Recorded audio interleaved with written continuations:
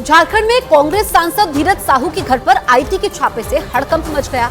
छापेमारी कैश का बड़ा आंकड़ा भी सामने आया है। तकरीबन 200 करोड़ का कैश बरामद हुआ। आयकर विभाग भ्रष्टाचार पर प्रहार कर रही है। धीरज साहू के ठिकानों पर आयकर विभाग की छापेमारी जारी है। नोटों की गिनती का काम जारी है, लेकिन अभी तक कैश को सीज करने का काम शुरू नहीं हुआ है। अब इस सख्त कार्रवाई के बाद बीजेपी ने इस मुद्दे को पूरे देश में भुनाने का मन बना लिया है। कांग्रेस, करप्शन, कैश, ये तीनों एक साथ चलते हैं।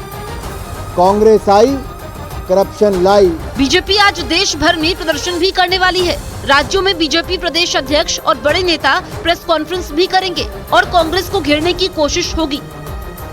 झारखंड में कांग्रेस के राज्यसभा सांसद धीरज साहू के ठिकानों पर हुई छापेमारी के बाद हैरान करने वाली तस्वीरें सामने आई। धीरज और उनके करीबियों के ठिकानों पर आयकर विभाग की छापेमारी में 200 करोड़ रुपए की नकदी बरामद की गई है।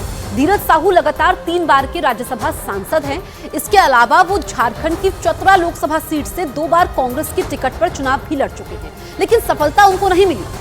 वो संसद की कई स्थायी समितियों के मेंबर भी रहे हैं।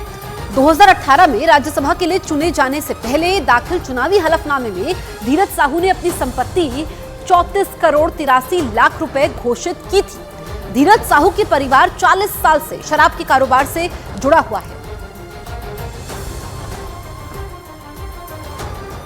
तो पीएम मोदी ने ट्वीट भी किया है और लिखा है कि देशवासी इन नोटों को देखें और उसके बाद इन नेताओं की ईमानदारी के भाषण को सुने। जनता से जो लूटा है उसकी पाई पाई लौटानी पड़ेगी, ये मोदी की गारंटी है। क्योंकि जो 3 राज्यों में बीजेपी को बम्पर जीत मिली है, उसके बाद मोदी की गारंटी की चर्चा काफी हो रही है कि जनता को मोदी की गारंटी पर भरोसा है। अब पीएम मोदी ने कटाक्ष करते हुए ये ट्वीट कर दिया है कि पहले आप नोटों के बंडल देखें, 200 करोड़ रुपए बरामद किए गए हैं। आप ये समझिए कि जो कैश गिनने के लिए मशीन मंगवाई गई थी वो खराब पड़ गई, बैग कम पड़ गए तो बोरों में कैश को भरा गया। उसके बाद कई गाड़ियों में भरकर बैंक तक कैश को पहुंचाया गया।